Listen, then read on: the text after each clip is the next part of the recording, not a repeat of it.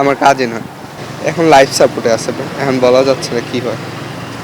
তো অবস্থা ভালো না। 1টা 7-এর দিকে যখন বিমানটা ক্রাশ করে ও তখন বাহিরে ছিল, মানে মাঠে খেলতে ছিল। তখনই আর কি ওর যে আগুনের লীলাশিখা ওইটা ওর উপর আইসা পড়ে।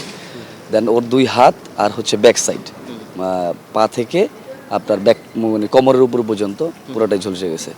এখন গড গিফটের ব্যাপার, আল্লাহ যদি ভালো রাখে সুস্থ রাখে আপনারা সবাই দোয়া করবেন। আসলে সম্পূর্ণটাই আল্লাহ তাআলার উপর নির্ভরশীল। আল্লাহ তাআলা যদি সুস্থতা করেন তাহলেই সুস্থ হইব। আসলে বাচ্চার বয়স কম, তো যেমন আমাদের শরীর যদি হইতো এতটা পাওয়ারফুলি হইতো না, কারণ বাচ্চার শরীর একটা বাচ্চা মানুষের শরীর কাদা মাটির মতন থাকে, তাদের চামড়া অনেকটাই নরম। এই জন্য যে যতটুকু এই যে ডাক্তার আমারে বললো যে মানে একটা ব্রয়লার মুরগি যেমন যদি আমরা ড্রেসিং করি ওটা যে চামড়াটা যেরকম হয়ে যায়গা, ডাক্তার বললো যে সেম একই ক্যাটাগরি হয়ে গেছে।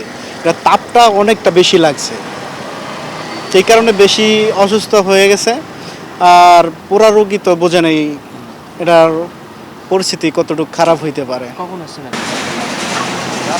ঘটনা হচ্ছে এতগুলো ছেলে মারা গেল, ওরা তো স্টুডেন্ট, ওরা হইলো ভবিষ্যৎ। ওদের জন্য তো আমরা সরাসরি ওখানে যেতে পারি না, আমরা ব্যবসা করি পুরান ঢাকায়, আমরা ব্যস্ত থাকি। সেজন্য আসছিলাম দোকান বন্ধ করে। আমাদের এখানে তো রাত্রে 2টা পর্যন্ত আমাদের দোকান চলে। তো ওখানে যদি দেখতাম ওদেরকে দেখতে আসতে আমরা কিছু পানি টানি কিনে দিয়ে যেতাম, এটার জন্য আসছিলাম। এখন আইসা দেখলাম ওরা আমাদের গেটে ঢুকতে দেয় নাই। এই আর রাত্র বেশি হয়ে গেছে, তো সাধারণ মানুষ প্রবেশ নিষেধ। যাদের ছেলে পেলে হারিয়ে গেছে তাদের বাপ মার কান্না শুনে আমরা ফেসবুকে দেখি আমাদের খুব কষ্ট হয় যে আজকে কি একটা দুর্ঘটনা হলে। তারা তো ভবিষ্যতের একটা এই বাংলাদেশের একটা অনেক কিছু হইতো, তারা ছোট ছেলে পেলে ছিল, তারা শিক্ষা অর্জন করে অনেক কিছু হতে পারতো। তাছাড়া যাদের মায়ের বুক খালি হয়েছে তাদের তো অনেক কান্না। আমরা ফেসবুকে এগুলো দেখে আমরা সইতে পারিনি, আমরা ব্যবসা একটু গুছিয়ে রাত্রেবেলা আসছিলাম একটু দেখতে। এই আমার কাজই নয়, এখন লাইফ সাপোর্টে আছে, এখন বলা যাচ্ছে না কি হয়। তো অবস্থা ভালো না। হ্যাঁ, ভাই লাগে, ভাগিনা, আপন ভাগিনা। ওই ক্লাসে ছিল, আমার ক্লাস 7-এ পড়ে।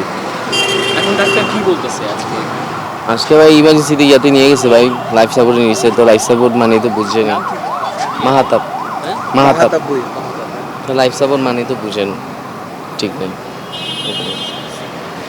তো আসার পরে দেখতে পাচ্ছি অনেকেই ভালো, আবার অনেকেই একটু খারাপ, আবার ভালো হচ্ছে।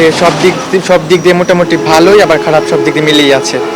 মানে যেখানে স্কুলে হয়েছে ছোট বাচ্চারা অনেকে গুরুতর অবস্থায় আছে, আবার অনেকে ভালো, অনেকে গাটা পড়ে গেছে। আমরা এটা দেখতে পাচ্ছি, অনেকভাবে সহযোগিতা করছি আমরা। মানে এটা তো কখনো আশা করি নাই এত। মানে আমরা তো একটু বড়, ছোট ছোট বাচ্চারা ক্লাস 3-তে পড়ে তারা তো একবারে মানে গাটা পড়ে গেছে, দেখছেনই তো আপনারা।